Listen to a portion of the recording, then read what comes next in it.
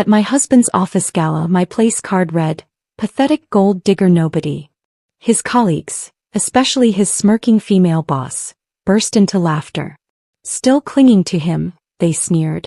As I walked out, I turned to the CEO and whispered, "I'd check your stock prices if I were you." "And what do you do, Rebecca?" the venture capitalist asked at Ryan's company dinner party. Before I could answer, Ryan jumped in with a laugh. "Oh, Rebecca plays around with some consulting work from home. Nothing too serious, just enough to keep her busy while I handle the real business decisions." The words landed in the middle of our elegant dining room like a grenade. 6 months earlier, my playing around had saved a pension fund $12 million by exposing fraudulent accounting practices at a manufacturing company. The report I'd written was cited in 3 major financial publications. But according to my husband, I was just keeping myself busy. I smiled politely at the table full of investors and tech executives while something fundamental shifted inside me. The woman sitting next to the venture capitalist, a pharmaceutical CEO whose company I'd researched extensively, was nodding sympathetically as if she understood the challenge of managing a wife with hobbies. "How nice that you have time for little projects," she said with the kind of condescending sweetness that made my teeth ache. "Before we continue, I want to thank you for joining me in sharing these stories that matter. If you believe that women's professional expertise should never be dismissed or undermined, please consider subscribing. It's free and helps us reach more women who need to hear this. Now let's see how this unfolds." I wanted to tell her that my little projects had exposed more corporate fraud in the past 3 years than her company's entire compliance department. Instead, I reached for my wine glass and wondered when exactly my husband had started seeing me as an amateur. The transformation hadn't happened overnight. 9 years earlier, we'd met in the university library during our final semester. 2 broke students with massive dreams and even bigger student loan payments looming. I was preparing for my corporate finance final when Ryan's constant pen tapping at the next table became impossible to ignore. "You know that rhythm you're tapping matches the opening of that annoying pop song, right?" I whispered during a particularly elaborate percussion solo on his textbook.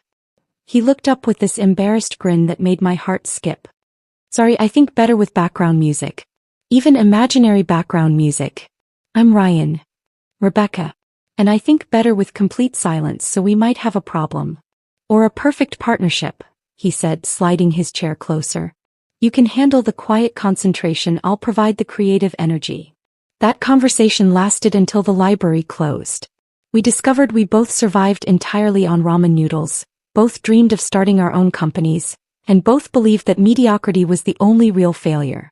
Ryan wanted to revolutionize how businesses use technology, while I was fascinated by the stories hidden in corporate financial statements. "Let's make a deal," I said as we walked across the empty campus that night. "Whatever happens after graduation, we support each other completely. No competition, no jealousy, just pure partnership." "Business partners for life," he agreed, shaking my hand with mock formality. We lived that promise completely during those early years after college. When Ryan landed his first interview at a small tech startup, we celebrated with $3 champagne and spent the entire night rehearsing answers to every possible question. I helped him research the company's technology stack and competitive position until he could discuss their business model better than some of their employees. "You're going to revolutionize their entire approach," I told him as he straightened his tie in our tiny bathroom mirror. "They'd be insane not to hire you. And when you land your first major consulting client, we're upgrading to champagne that doesn't come in plastic bottles," he promised. My consulting business started on our kitchen table because office space was financially impossible. I specialized in equity analysis for smaller investors, helping them identify red flags that larger firms might overlook or deliberately ignore. The work required meticulous attention to detail, countless hours analyzing SEC filings, cross-referencing executive compensation with company performance, and building financial models that could predict trouble before it made headlines. Ryan never complained about our apartment being transformed into a paper-covered research center or the constant humming of my printer during late-night sessions. He'd bring me coffee at midnight and look over my shoulder at spreadsheets filled with numbers that meant nothing to him. "Catch any corporate criminals today?" he'd ask, rubbing my shoulders as I highlighted suspicious transaction patterns. "Actually, I think so," I said one particularly productive evening. This pharmaceutical company has been moving research and development costs between different divisions to make their quarterly earnings look better. Their investors don't realize how much money they're actually losing on failed drug trials. That sounds like fraud. Not technically illegal, but definitely misleading. When the truth comes out, people are going to lose serious money. My report on that pharmaceutical company ended up saving my clients over $4 million when the stock price collapsed 6 months later. Financial journalists quoted my analysis, and suddenly my phone rang constantly with investors wanting to hire the consultant who'd predicted disaster while everyone else recommended buying. Ryan was genuinely excited about my success during those days. At parties, he'd introduce me as the woman who takes down corrupt corporations from our kitchen table, and his pride was completely authentic. We were both building something meaningful, both contributing equally to our shared future. His own career was advancing rapidly through various tech companies. He started as a junior analyst, moved into product management, then secured positions with increasing responsibility and impressive salary increases. I watched him develop confidence in boardrooms and master the political complexities that would eventually attract Reinhardt Tech's attention. I got the executive strategy director position, he announced one evening, practically vibrating with excitement. It's a significant jump, but they specifically wanted someone with my background in cross-platform integration. That's amazing. When do you start? 3 weeks. There's one complication: we need to relocate to Seattle. I know that means rebuilding your client base completely, but this opportunity could change everything for us. I didn't hesitate for even a moment. Of course we're moving. This is exactly what we've been working toward. Relocating meant sacrificing my established client relationships, but I believed completely in our partnership. I referred clients to competitors, terminated my office lease, and spent weeks researching Seattle's investment community to identify potential opportunities. The financial cost was substantial, but watching Ryan excel in his new role felt worth every dollar lost. What I couldn't have predicted was how professional success would gradually alter the fundamental dynamic between us. The man who used to request my opinion on every decision started making choices independently. He'd return home discussing strategic initiatives and corporate restructuring, but when I'd offer perspectives based on my financial expertise, he'd smile politely and redirect the conversation. "The complexities are different at this level," became his standard response when I questioned business strategies that seemed risky from an investment standpoint. "This isn't comparable to your boutique consulting work." The shift accelerated dramatically when Tyler Jameson became his direct supervisor around our 5th wedding anniversary. Suddenly, every conversation included references to Tyler's innovative methodologies, her extensive industry connections, her visionary approach to corporate strategy. "She's absolutely brilliant," Ryan would say, describing some presentation Tyler had delivered. "She approaches problems from angles that completely reframe the entire solution space." I tried being supportive, even suggesting we invite her for dinner. "She sounds like an incredible mentor. I'd love to meet the person who's contributed so much to your career development." "Tyler maintains an extremely demanding schedule," he said quickly. "High-level executive meetings, industry conferences, strategic planning sessions. She probably wouldn't have time for social gatherings." Despite never meeting her, Tyler's influence on our marriage intensified significantly. Ryan began dismissing my professional expertise entirely, characterizing my work as specialized compared to his comprehensive corporate responsibilities. The consultant who'd saved investors millions was suddenly too narrow-focused to understand real business strategy. The ultimate test of our partnership arrived when Ryan received an offer for a major promotion requiring extensive international travel. The opportunity was extraordinary, leading Reinhardt Tech's global expansion with a compensation package that exceeded our combined previous income. "This is our moment," he said, showing me the offer documentation. "Everything we've worked toward our entire marriage." "What about my consulting practice? I've finally rebuilt my client base here. You could scale back temporarily, just until I establish myself in this new role. Then we'll have the financial security for you to be completely selective about projects." That evening at the dinner party, listening to my husband reduce my career to playing around, while strangers nodded sympathetically, I finally understood what our partnership had actually become. The venture capitalist was already turning his attention to someone more interesting, dismissing me as effectively as Ryan had. I excused myself to the bathroom and stared at my reflection in the mirror, remembering the ambitious woman who'd once saved pension funds from fraudulent investments. She was still there, buried under years of compromises and diminished expectations. Walking back to the dinner table, I made a decision that would reshape everything. I was done playing small to make Ryan comfortable. The foundation we'd built together was crumbling, but I still had the skills to build something new. The opportunity to rebuild myself came faster than expected. 3 days after that humiliating dinner party, Ryan burst through our front door with an energy I hadn't seen in months. "Tyler wants to meet you," he announced, loosening his tie with one hand while scrolling through his phone with the other. "There's a company holiday party next Friday, and she specifically asked if you'd be attending." My coffee mug paused halfway to my lips. After months of hearing about Tyler Jameson's brilliant strategies and innovative leadership, she suddenly wanted to meet the wife who played around with consulting work. She asked about me? She said it was time she met the woman behind the man, Ryan said with a grin that didn't quite mask something nervous in his eyes. Tyler believes in getting to know her team members' families. She thinks it creates better workplace dynamics. The party was held at the Meridian Hotel, and I spent an embarrassing amount of time choosing my outfit. I settled on a navy dress that struck the right balance between professional and approachable, paired with the pearl earrings Ryan had given me for our anniversary. Looking in the mirror, I saw a woman ready to make a good impression on her husband's important boss. Tyler spotted us the moment we entered the elegant ballroom. She glided across the room like she owned it, which, given her position, she practically did. Tall and sharp-featured, she wore a perfectly tailored black suit that probably cost more than my monthly consulting income. Her handshake was firm, her smile bright, and her eyes calculated every detail of my appearance in the 3 seconds it took her to say hello. "Rebecca." Finally. "Ryan talks about you constantly," she said, her voice carrying just enough volume to ensure nearby colleagues could hear. "You must be so proud of how well he's doing here. We absolutely treasure him." "Thank you. He loves working here." "And you work from home, is that right? How quaint. It must be wonderful to have such flexibility with your schedule." The word quaint landed with surgical precision, managing to diminish my entire career in a single syllable. "I run a financial consulting practice specializing in equity analysis," I said, keeping my tone pleasant. "How interesting. Ryan mentioned you help small investors with their little portfolios. That's so sweet." Tyler's smile never wavered, but something predatory flickered behind her eyes.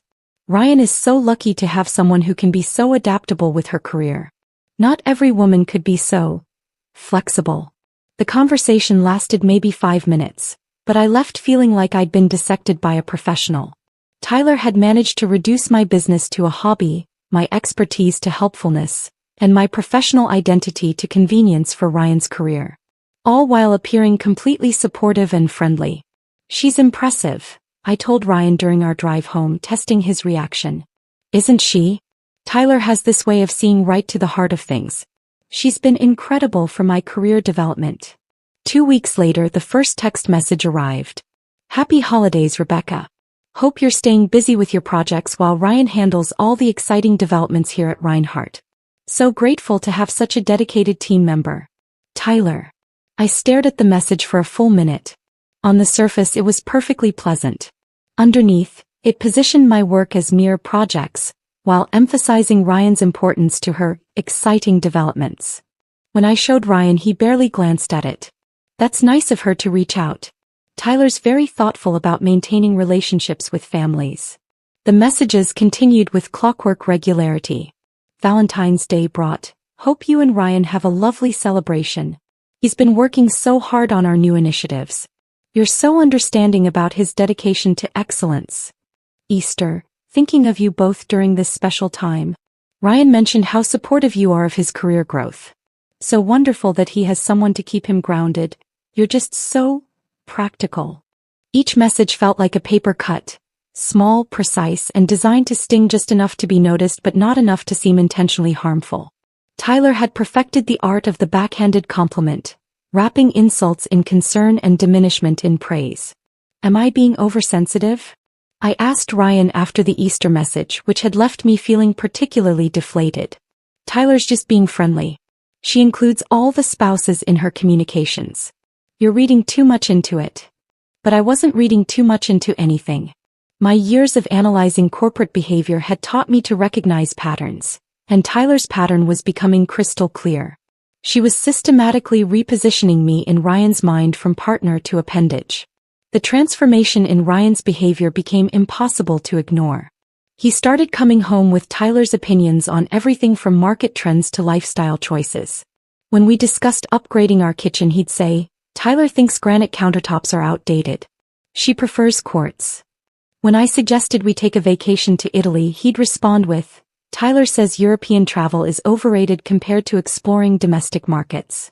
The most infuriating part was how he'd present Tyler's advice as if it came from some higher authority. "Tyler's insights into work-life balance are really eye-opening," he'd say, completely missing the irony that her advice was pulling him further away from our actual life together. One evening, I tried to discuss a concerning trend I'd noticed in the tech sector's quarterly reports. "The debt-to-equity ratios across the industry are starting to worry me," I said over dinner. "There are signs of over-leveraging that remind me of the patterns I saw before the last market correction." Ryan barely looked up from his phone. "Well, Tyler thinks the current market fundamentals are stronger than they appear. She says people who focus too much on traditional metrics miss the bigger innovation picture."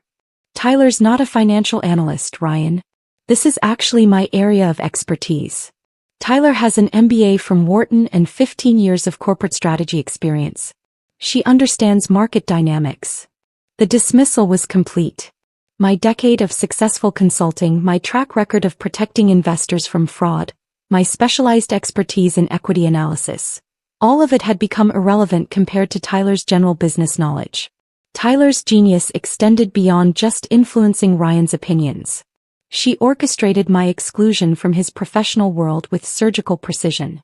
Company events would be scheduled for dates when she knew I had client commitments. She'd send invitations for spouses' optional gatherings, then later mention how disappointed she was that I couldn't make it. "The other executives' wives are so involved in our company culture," she told Ryan during one of their frequent phone calls, her voice clearly audible from the kitchen where I was preparing dinner. "Sarah Chin brings homemade cookies to every event, and Michelle Rodriguez organized that wonderful charity drive. It really makes a difference when families are engaged." The message was clear. I was failing as a corporate wife by prioritizing my own work over Ryan's company functions. Tyler would schedule team-building activities that explicitly excluded spouses, then make sure Ryan came home with stories about how much fun everyone had. "Tyler organized this amazing escape room challenge for the leadership team," he'd say. "She's so creative about building camaraderie." Meanwhile, when other companies hosted spouse-inclusive events, Tyler would find reasons why Ryan needed to skip them. "Tyler needs me to review the quarterly projections that night," became his standard excuse. Slowly but methodically, I was being erased from Ryan's professional life, relegated to the role of the stay-at-home wife who couldn't quite keep up with the ambitious corporate crowd. My breaking point came during a phone conversation I accidentally overheard. Ryan was in his home office with the door cracked open, and Tyler's voice carried clearly through the house. "You have so much potential, Ryan. I see you moving into senior leadership within the next 2 years. But you need to surround yourself with people who understand that level of ambition. People who can match your drive and vision." "Rebecca's very supportive of my career," Ryan said, but his voice lacked conviction.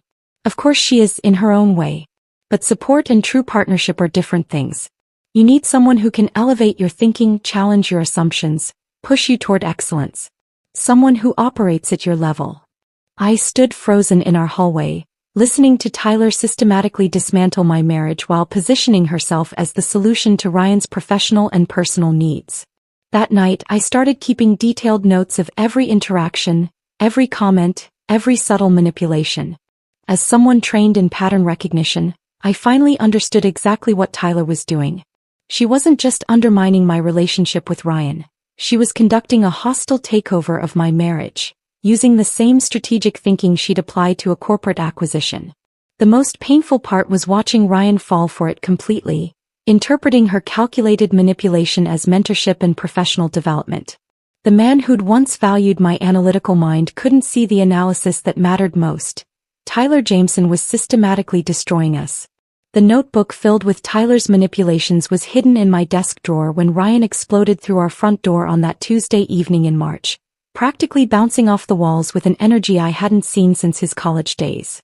"Pack your best dress," he announced, tossing his briefcase onto the couch with uncharacteristic carelessness. "We're going to the Reinhardt Tech Annual Gala next Saturday." I looked up from my laptop where I'd been reviewing quarterly reports for a potential client. "We're going to what now?" "The company gala. Tyler specifically insisted you come this year. She said it's time you experienced the full Reinhardt culture." Ryan was practically glowing as he loosened his tie. "This is huge, Rebecca. The gala is where they announce major promotions, where the real networking happens. Tyler wouldn't have suggested you attend unless something big was coming." That word, insisted, sent ice water through my veins. After months of strategic exclusion, Tyler suddenly wanted me at the company's most important social event. My analytical mind immediately started calculating possibilities, none of them good. "She insisted?" I repeated carefully. "She pulled me aside after the executive meeting today and said, 'Ryan, it's time Rebecca joined us for the gala. I have a feeling this year will be especially memorable for both of you.'" He was rifling through our closet now, pushing hangers aside with unusual enthusiasm. "Where's that dark green dress?" "The one you wore to our anniversary dinner at Giovanni's 2 years ago." I blinked in surprise. Ryan hadn't commented on my clothing choices in months, yet he remembered a specific dress from 2 years ago. "It's in the back, behind the winter coats." "Perfect. You looked incredible in that dress. Tyler mentioned she's looking forward to seeing you in something elegant." The week leading up to the gala felt surreal. Ryan was suddenly attentive in ways that felt almost nostalgic, like he was trying to recapture some version of us that had existed before Tyler's influence poisoned everything. He brought me coffee in the mornings without being asked about my consulting work with genuine interest, and even suggested we practice dancing in our living room. "I want everything to be perfect Saturday night," he said, spinning me awkwardly around our coffee table. "This could be the moment that changes our entire future." Despite every instinct screaming warnings, I allowed myself to hope. Maybe Tyler had realized that excluding me was counterproductive. Maybe she'd decided that accepting me was better than fighting me. Maybe this was her olive branch, her way of acknowledging that I was an important part of Ryan's life whether she liked it or not. I threw myself into preparation with an enthusiasm I hadn't felt in months. The expensive salon downtown gave me a manicure that cost more than I usually spent on groceries. A professional stylist arranged my hair in an elegant updo that made me feel sophisticated and confident. I spent hours researching current tech industry trends, memorizing details about Reinhardt's recent acquisitions and strategic partnerships. "Tell me about the blockchain integration project." I practiced in front of our bathroom mirror. I read the preliminary market analysis was quite promising. For the first time in a long while, I felt like I was stepping back into my professional identity. The woman who used to command respect in boardrooms was still there, just buried under months of being dismissed and diminished. I was ready to show Ryan's colleagues that I was more than just a supportive spouse. I was an intelligent partner with valuable insights and professional credibility. The Crestmore Hotel lived up to every description Ryan had given me.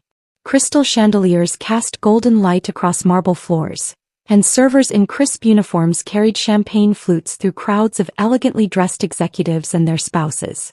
Walking through the lobby in my green dress and carefully styled hair, I felt confident and prepared. But the moment we entered the main ballroom, something shifted. Ryan's hand on my back felt performative rather than supportive, like he was playing a role rather than naturally escorting his wife. His eyes immediately found Tyler across the room, and I watched his posture change from relaxed to alert. "There she is," he murmured, and I couldn't tell if he meant it as information or anticipation. Tyler approached us like a queen holding court, her silver dress catching the chandelier light with every calculated step. Her smile was theater bright, visible from across the room. "Rebecca, you actually came." The emphasis on "actually" was subtle but unmistakable, designed to sound surprised and delighted while implying that my attendance was somehow unexpected or uncertain. "Thank you for suggesting I join you," I replied, keeping my voice pleasant and professional. "Well, Ryan deserves to have his +1 here for such a special evening." The phrase, +1, was delivered with surgical precision, reducing me from wife and partner to accessory in front of a room full of Ryan's colleagues.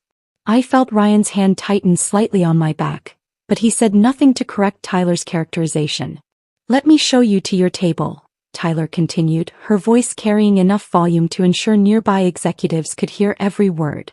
"I made sure you were seated with some lovely people who I'm sure will have fascinating things to discuss with you." She guided us through the ballroom like a hostess showing guests to their designated spots. Other couples were finding their seats, checking place cards, settling in for what was clearly going to be an elaborate evening of corporate celebration.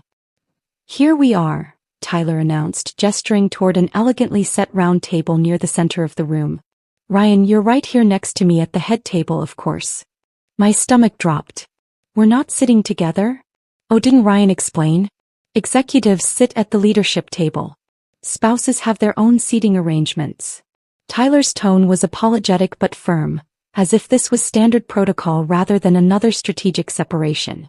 I looked at Ryan, expecting him to object or at least appear surprised by this arrangement.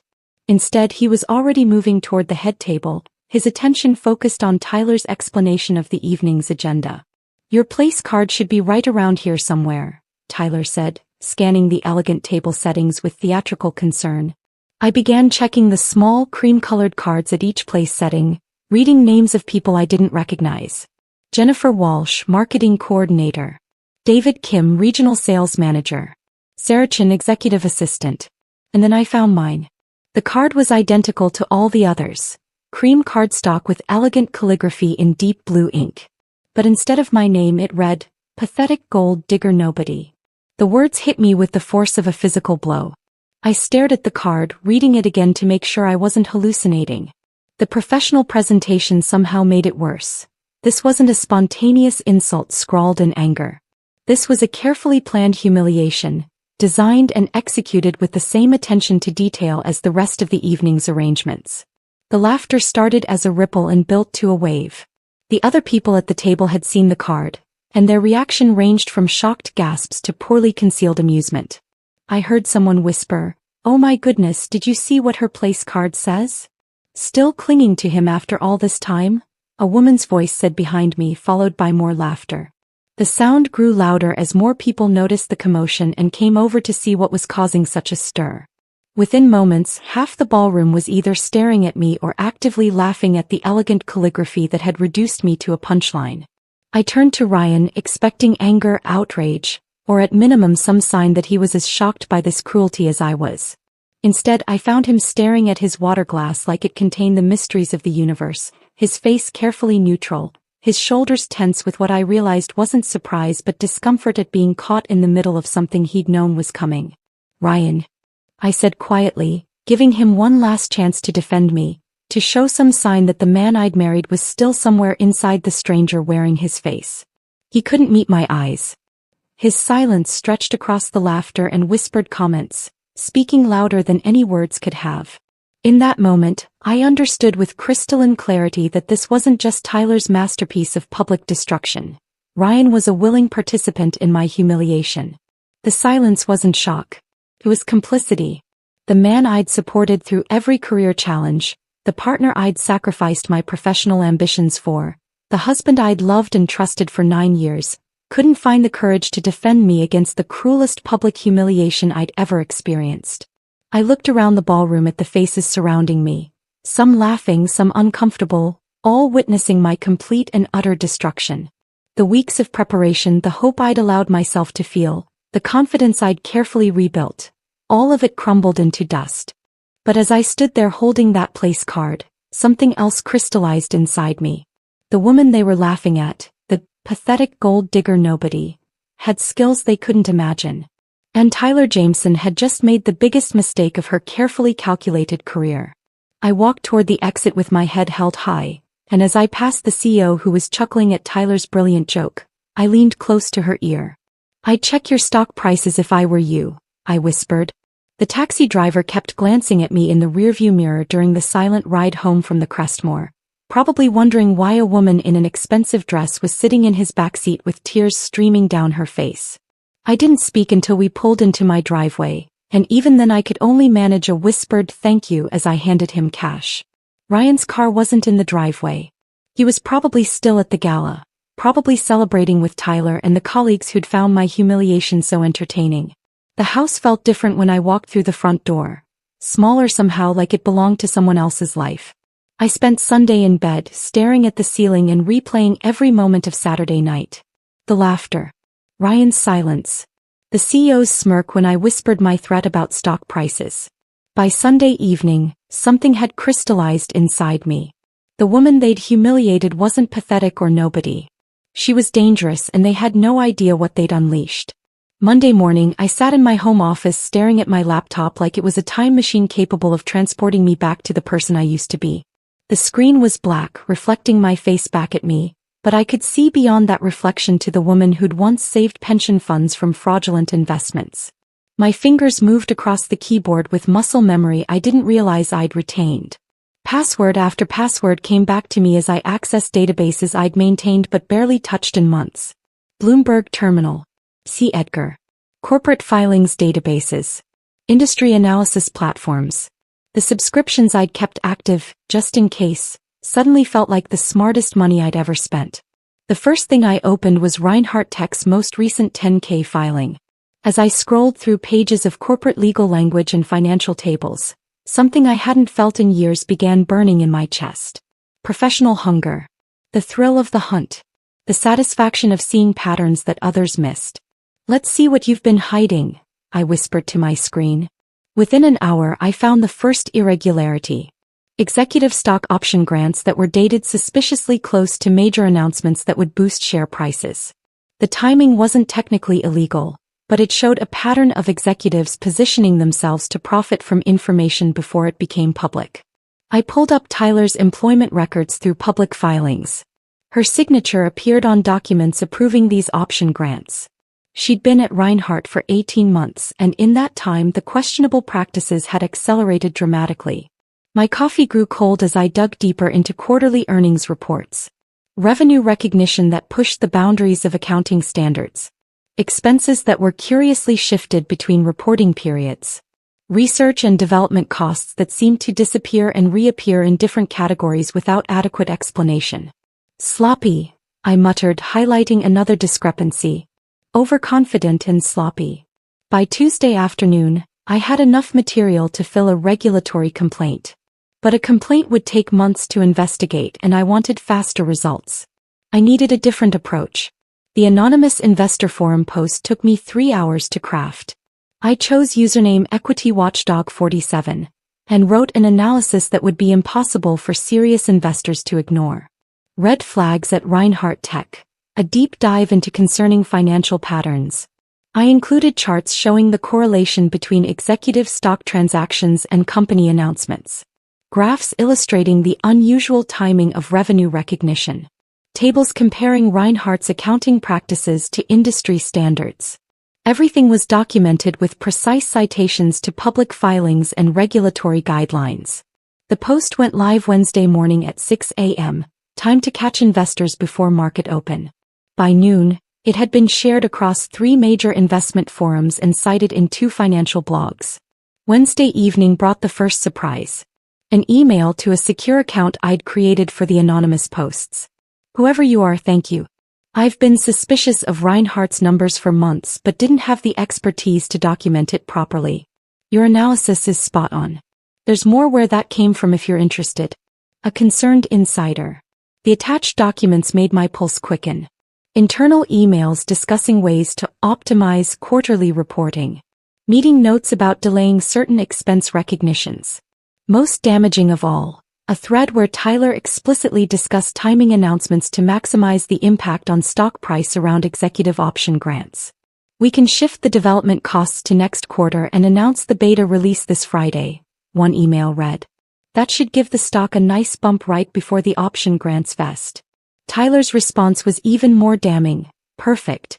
The board won't question the accounting treatment if the results look good." Thursday brought another bombshell. Someone had forwarded me a screenshot from Reinhardt's internal Slack channel, posted Saturday night during the gala. "Tyler, did you all see Rebecca's face when she found her place card? Priceless. Face with tears of joy. Serendipity marketing. I can't believe you actually did it. Savage. Tyler. Ryan said she needed to understand her place. Mission accomplished. She won't be bothering us with her professional insights anymore. The screenshot was time-stamped 11:47 p.m. Saturday, less than 2 hours after I'd left the gala. Tyler had been bragging about humiliating me while I was crying in a taxi. I saved the screenshot and added it to my growing file. The pattern was becoming clear. Tyler wasn't just manipulative in her personal relationships. She was reckless and arrogant in her professional conduct too. Friday morning, I published a follow-up post incorporating the new evidence. This one was titled Culture and Conduct: When Leadership Failure Extends Beyond Numbers. The response was immediate and explosive. Financial journalists started calling Reinhardt Tech's corporate communications department. Investment analysts began downgrading their stock recommendations. Regulatory bodies opened preliminary inquiries. I watched it all unfold from my home office, sipping coffee and feeling more alive than I had in months. Every news alert, every dropping stock price point, every analyst comment questioning Reinhardt's practices felt like validation of everything Tyler and Ryan had dismissed about my capabilities. By Friday afternoon, Reinhardt Tech's stock price had dropped 12%. The company issued a statement about addressing recent concerns raised by market analysts, and announced they were conducting a thorough internal review of accounting practices. I knew that internal review would find exactly what I'd already documented. Tyler's fingerprints were all over the questionable decisions, and her arrogance had left a paper trail that would be impossible to explain away. The anonymous whistleblower emails were flooding in now. Current employees, former employees, vendors who'd witnessed questionable practices. Everyone wanted to share what they knew with the person who'd finally spoken up about Reinhardt's problems. One message particularly caught my attention. I'm a junior accountant at Reinhardt. Tyler Jameson has been pressuring our department to manipulate quarter-end numbers for months. I've been documenting everything because I was scared of losing my job if I reported it. Your posts gave me the courage to contact the SEC directly. Thank you for giving us a voice. Saturday evening, exactly 1 week after the gala, I poured myself a glass of wine and reviewed the week's accomplishments. Reinhardt Tech was under investigation by 3 regulatory bodies. Their stock price was in free fall. Tyler's professional reputation was crumbling as journalists dug deeper into the culture she'd created. The woman they'd called a pathetic gold digger nobody had triggered the biggest corporate scandal in the tech industry that year. And I was just getting started. Ryan still hadn't come home. According to his LinkedIn status, he was managing crisis communications for Reinhardt Tech. I wondered if he had any idea that his dismissed wife was the anonymous analyst bringing down his beloved company. As I closed my laptop that evening, I felt something I hadn't experienced in years. Professional satisfaction. The equity watchdog was back and she was hungrier than ever. The truth had momentum now, rolling downhill like an avalanche. All I had to do was step back and watch Tyler Jameson's carefully constructed world collapse under the weight of her own arrogance. Sunday morning brought the phone call I'd been waiting for. My secure line rang at 7:23 a.m., and the voice on the other end belonged to Marcus Chin, a financial journalist from the Wall Street Journal. I'm trying to reach Equity Watchdog 47, he said. I know this is unconventional, but your Reinhardt Tech analysis has caught significant attention. We'd like to expand on your findings for a front-page story. I'd been expecting this moment since Friday's market close. What kind of expansion? We've independently verified most of your documentation. Our investigation team has uncovered additional evidence that supports your conclusions about questionable accounting practices. We want to run a comprehensive exposé, but we need to ensure our source material is bulletproof. 20 minutes later, I'd anonymously provided Marcus with additional documentation that would make his article unassailable. The Wall Street Journal's credibility would amplify my findings beyond anything I could accomplish through forum posts. Monday's headline read, Tech Darling Reinhardt under federal investigation for accounting irregularities. The article detailed everything I'd discovered, plus information their investigative team had gathered independently. Tyler's name appeared 17 times, each mention more damaging than the last. By 10 a.m., Reinhardt Tech stock had dropped another 18%. Trading was halted twice as sell orders flooded the market. I watched the chaos unfold from my home office, sipping coffee that tasted like victory. The first news alert about Tyler personally arrived at 11:47 a.m. Reinhardt Tech executive Tyler Jameson placed on administrative leave pending investigation. I screenshot the notification and saved it in a folder labeled Justice Served. Ryan's key turned in the front door at 2 p.m., 3 hours earlier than usual. His footsteps on our hardwood floors sounded heavy, defeated. I heard him drop his briefcase by the entrance, something he never did. "Rebecca." His voice carried a vulnerability I hadn't heard in years. In the office, I called back, not looking up from my laptop where I was tracking Reinhardt's continued stock decline. He appeared in my doorway looking like he'd aged 5 years in 5 days. His usually perfect hair was disheveled, his tie loosened, his expensive suit wrinkled. "We need to talk," he said, settling into the chair across from my desk without invitation. "About what?" "About Tyler. About the investigation. About everything that's happening at work." He rubbed his face with both hands. "I don't know how much you've heard, but it's bad. Really bad." I minimized my browser window and gave him my full attention. "What kind of bad?" "The SEC is launching a formal investigation. The FBI seized documents from Tyler's office this morning. There are rumors about criminal charges." He looked at me with desperate eyes. "I've been working with Tyler for 2 years, Rebecca. If they find evidence of intentional fraud, anyone associated with her decisions could be implicated." "That sounds serious." "It is serious. My career could be over. Everything we've built together could disappear." He leaned forward, reaching for my hand across the desk. "I need your analytical expertise. You're the smartest person I know when it comes to financial investigations. Could you help me understand what they might be looking for?" The irony was breathtaking. The man who'd dismissed my professional insights for months was now begging for the expertise he'd called niche and small scale. "Why would you need my help? Doesn't Tyler have everything under control?" Ryan's laugh was bitter. "Tyler's completely falling apart. She's blaming everyone except herself, claiming she was just following industry standards. But some of the documentation. Rebecca, I think she might have been manipulating numbers deliberately. That would be securities fraud." "I know what it would be." His voice cracked with stress. "I'm scared, Rebecca. For the first time in my career, I'm genuinely terrified about my professional future." I studied his face, seeing real fear behind the desperation. Part of me felt sympathy for the man I'd once loved unconditionally. But a larger part felt cold satisfaction at watching his world crumble the same way mine had at that gala. "What exactly are you asking me to do?" "Help me distance myself from Tyler's decisions.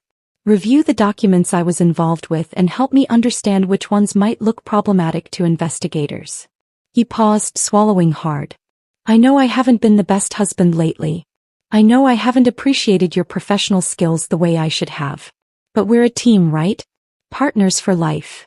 The words he'd spoken 9 years ago in that university parking lot felt hollow now, tainted by years of dismissal and culminating in his silence during my public humiliation. "When did you last consider us partners, Ryan?" He blinked, clearly unprepared for the question. "What do you mean? When did you last ask for my opinion on something important? When did you last value my professional expertise? When did you last defend me when someone attacked my credibility?" His face went pale as understanding dawned. "Rebecca, if this is about the gala..." "It's about everything, Ryan. The gala was just the final confirmation of what we'd become." I opened my desk drawer and pulled out a manila folder I'd been preparing for this conversation. Inside were copies of apartment listings, consultations with divorce attorneys, and financial statements showing exactly how much my consulting business could generate if I focused on it full-time. "What is this?" he asked, though his voice suggested he already knew. "My exit strategy. I've been rebuilding my professional network while watching your precious mentor destroy her career through her own arrogance." I handed him the top document, a consulting contract with a hedge fund worth more than his annual salary. 3 former clients want to hire me full-time. My reputation for integrity and analytical precision never disappeared, Ryan. I just buried it to support a husband who stopped seeing my value. His hands shook as he read the contract terms. "You're leaving me. I'm saving myself. There's a difference. But Tyler's investigation, my career, everything's falling apart." Tyler's investigation exists because someone with my skills decided to examine her practices closely. Her career is ending because she was sloppy and arrogant. Your career is in jeopardy because you chose loyalty to a corrupt mentor over respect for your wife. Ryan stared at me for a long moment, and I saw the exact moment he began connecting dots he should have connected years ago. You know something about this investigation, don't you? I closed my laptop and stood up. I know that truth has a way of surfacing when someone with the right expertise decides to dig for it. Rebecca, what did you do? I reminded everyone that the pathetic gold digger nobody from the Gala actually has a PhD in financial analysis and a decade of experience exposing corporate fraud. I walked to our bedroom and began pulling clothes from my closet. I did what I should have done years ago. I stopped hiding my capabilities to make other people comfortable. Ryan followed me, watching as I methodically folded clothes into suitcases with the same precision I'd once used to analyze fraudulent financial statements. You can't just leave. We can work through this. Can we? When did you plan to start respecting my professional expertise? After Tyler's criminal trial? After your career recovers from association with a fraud? After you finally decide I'm worth defending? He sat on our bed looking smaller than I'd ever seen him. I know I messed up. I know I should have said something at the Gala. But Tyler said it was just a joke, that you'd understand the humor. Tyler told you about the place card in advance. It wasn't a question. Ryan's silence confirmed what I'd suspected since that night.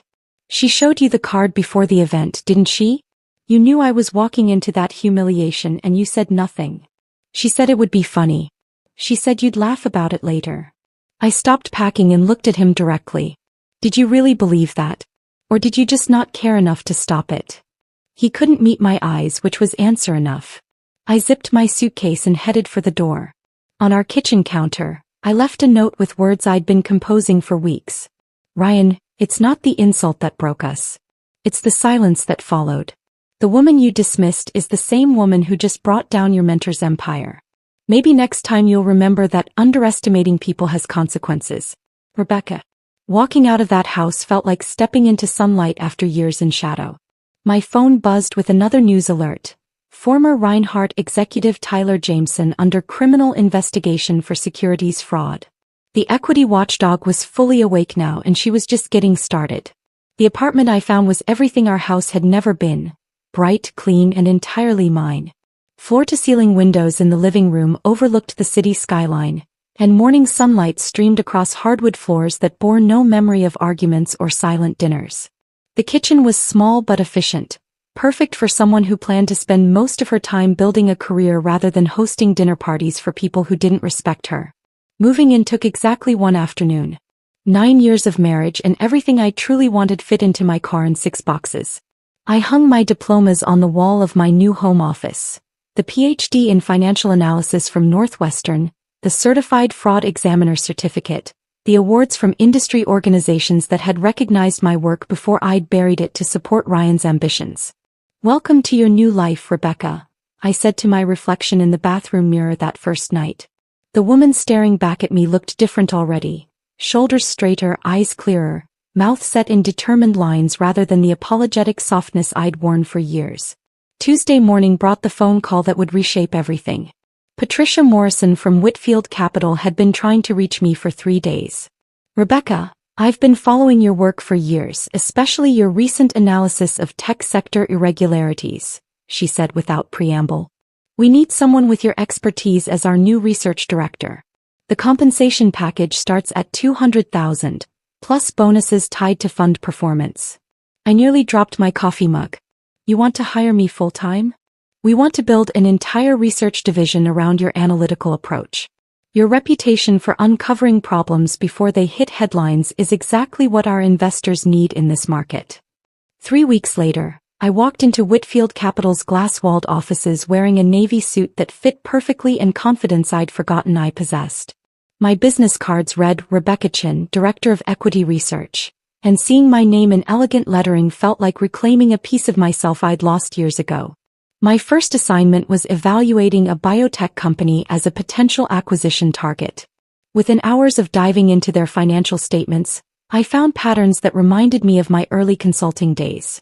Revenue recognition that seemed designed to impress rather than inform, Research costs that moved between categories without clear justification. This company is cooking their books, I told Patricia during our afternoon meeting. Their Phase 2 trial results don't justify the revenue projections, and they're hiding development failures in subsidiary accounting. How certain are you? Certain enough to stake my reputation on it. I slid my analysis across her desk. Give me one more week to document everything, and you'll have a report that saves your fund millions. Patricia smiled. This is exactly why we hired you. Working again in a professional environment where my expertise was valued felt like oxygen after years of suffocation. My colleagues treated me as an equal partner in complex financial decisions.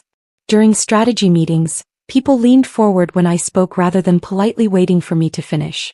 My insights shaped investment decisions worth tens of millions of dollars.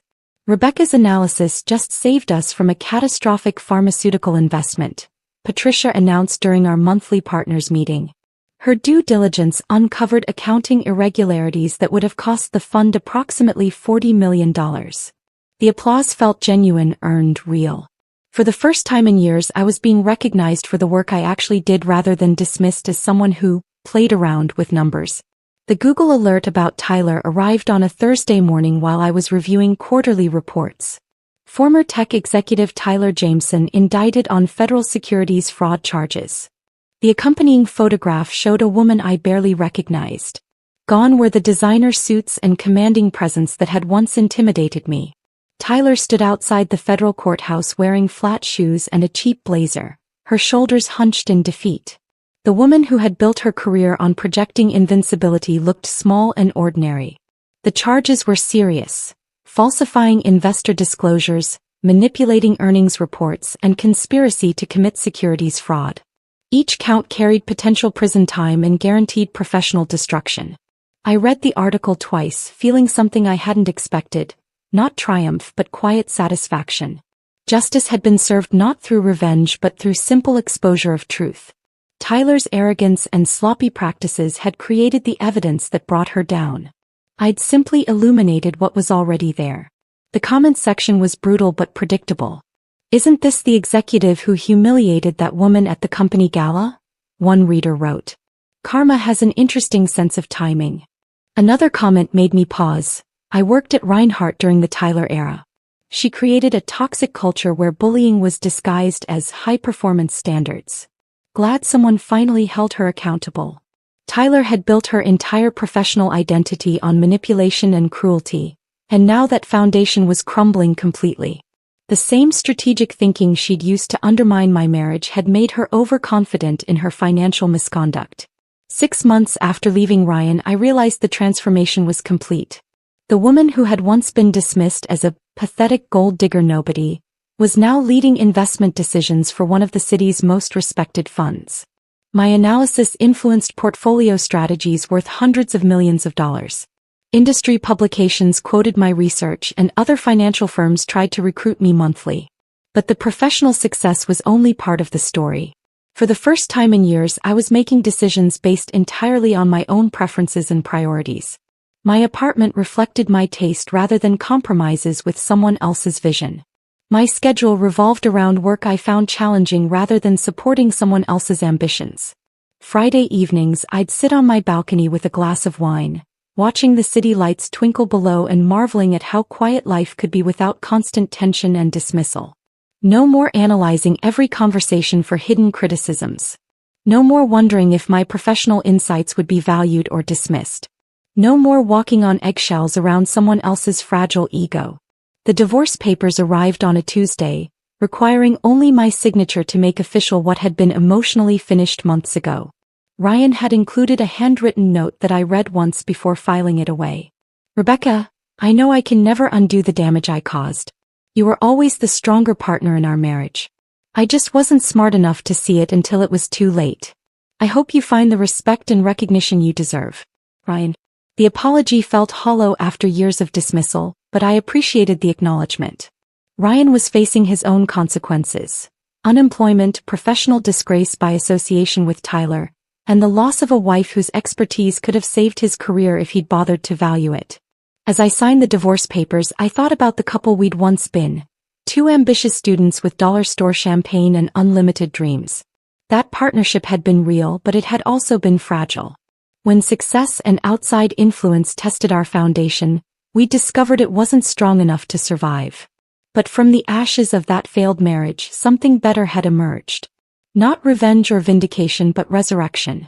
The woman Tyler had tried to diminish was thriving in ways neither she nor Ryan could have imagined. The truth had done all the work. I'd simply provided it with the opportunity to shine. If this story of quiet justice had you on the edge of your seat, hit that like button right now. My favorite part was when Rebecca whispered, "I'd check your stock prices if I were you," to the CEO, knowing exactly what was coming next. What was your favorite moment? Drop it in the comments below. Don't miss more empowering stories like this. Subscribe and hit that notification bell so you never miss an upload.